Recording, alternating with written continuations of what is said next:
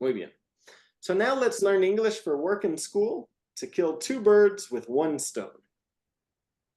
Our first category is things. Repite, things. Thanks. What does things mean? Cosas. What does, ahora repite, computer, Computer.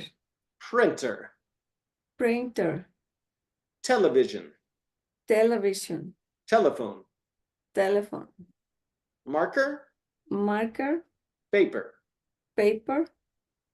Ahora tenemos places.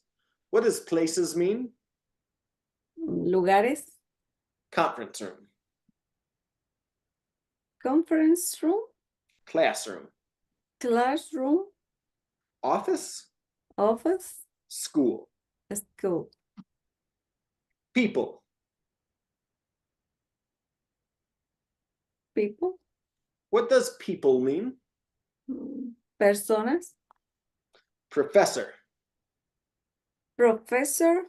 student, Student.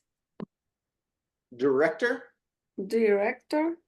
employee. Employee. Muy bien.